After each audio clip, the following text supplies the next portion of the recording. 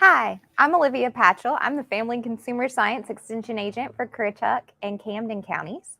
And today, myself and our program assistant for Currituck County, Sheila Gregory, will be working to bring you some grilling information, and we're actually going to prepare some grilled corn. We'll go ahead and get started with the class, but I did want to remind you, if you have any comments or questions, concerns, you can type them in the chat feature if you're on YouTube. If you're on Facebook, just type them in the comments section underneath the video. We'll try to get to those as quickly as we can or answer them as best we can. So we're actually going to go over to Sheila and see what she's doing on the grill.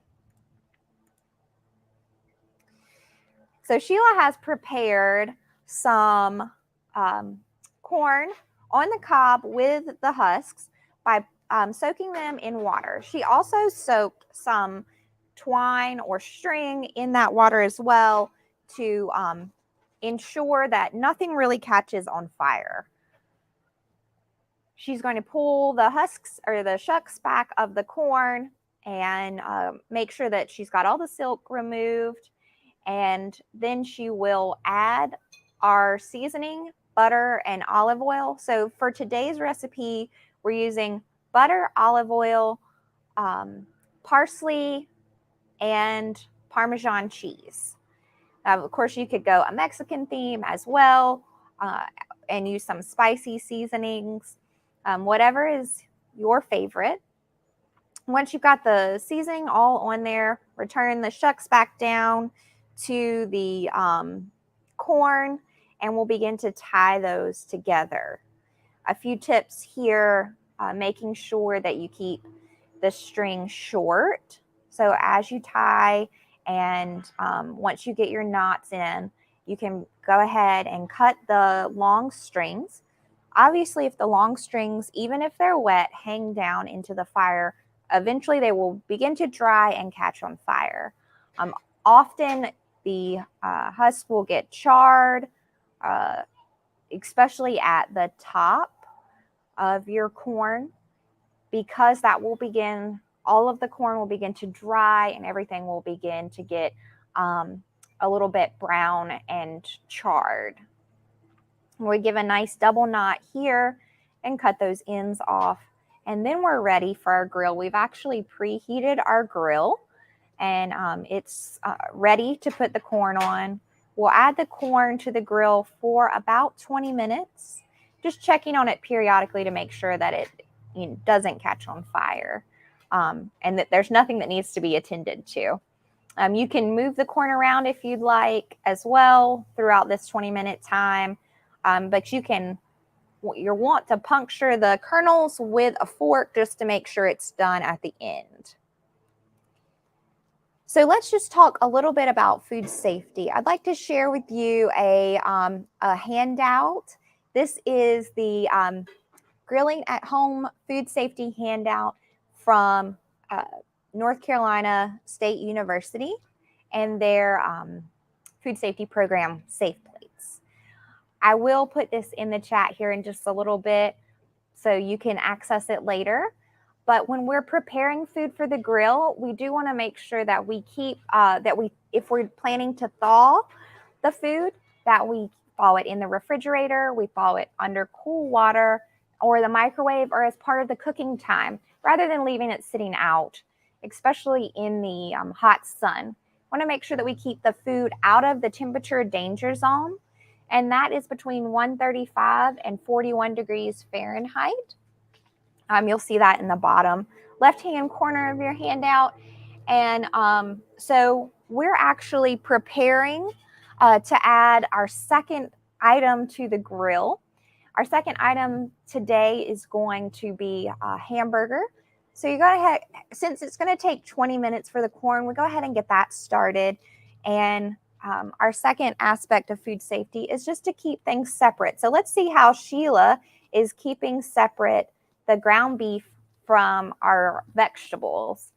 You'll see that she took the ground beef, she actually took it from a cooler, which you couldn't see, and placed it on the rack. And she placed it on the rack with a spatula that she will not use to move around the corn. She'll actually use tongs to move around the corn. So that's keeping our food separate, preventing cross-contamination. And then we're just going to let everything cook for a little bit longer. And while it's cooking, I'll bring you back to me and show you the handout again of and talk a little bit more about cooking things to the appropriate temperatures. You'll notice at the bottom right corner of the handout, there is grilling temperatures information. So for your seafood, your shellfish, really we're looking for an opaque color. And then as we move up, whole cuts of beef, pork, veal, and fish will be 145. Then 155 for ground beef or tender or until tender, except for poultry. And then we're going to make sure that our poultry is cooked to 165. So you don't have to commit this information to memory, but we do encourage you to have this handout around or have this information around. Let's just take a look back and see what's going on the grill. Looking good. Sheila's actually going to show you how to check the temperature. Even though our burger is not quite ready, we want to make sure that you know that you'll need to check the temperature going in at an angle and take it in a couple of different places, especially in the biggest part of your meat. So you want to make sure that that gets to the correct temperature. And we're going to let that corn cook, and we'll actually show you our finished product here in just a second. This smells delicious. I am so disappointed you guys can't be here with us to see or smell. Wish we could bring the smell through the computer lens or the camera lens, but we can't. It just smells like a great barbecue out here this morning. And I wanted to, I encouraged Sheila to leave the shucks on the corn so you guys could see that they do begin to char and they look maybe overdone or almost burnt. And that's okay.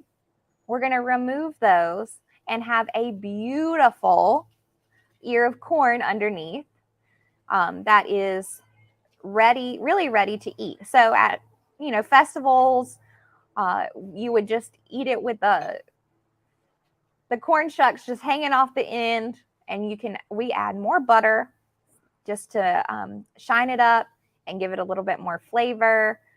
This is a great fun grilling recipe for you and your family to have. It's very exciting to eat outside while it's buttery and messy. But that is our recipe for today. And I'm going to go ahead and bring you guys back to me so we can close out our live food demo. I do appreciate you guys for joining us. A few things about the grill as far as safety. You notice we're away from the building here at the office. So you want to make sure that you're about 10 feet away from your building, and that you kind of stay away from any hardened wooden structures like railings or decking. Just for safety, just in case you were to have a fire, you are cooking some pretty flammable things here. And a reminder, if you're utilizing wood for skewers or wood planks or wood chips, we do encourage that you soak those first. And then check the package directions, because there will often be some manufacturer recommendations as far as what you should be doing and to ensure the safety and making sure that there's no flames that come about. Wood is a great flavor additive if you wanted to smoke something, but again, just being careful, making sure that you're soaking those things and that you're following the recommendations of the wood chips or the wood plank. Additionally, you want to make sure that if you're utilizing a gas grill as we are, that you have that gas nice and tight. You can check that by using turning your gas on and then using water with soap in it. If gas is coming out, it will begin to bubble. So that's an option as well. We want to make sure we keep our grills clean and free of debris so that there is no ignition. And if you are utilizing a gas or a charcoal grill, that you keep water handy or a fire extinguisher just in the event of the ignition of your food or any other items that you may have on the grill. So just make sure that we're practicing safe grilling as the summer continues and that we're having safe, fun, and healthy picnics. Thank you for joining us this month for our live food demo, and we hope to see you again next month, same time, same place.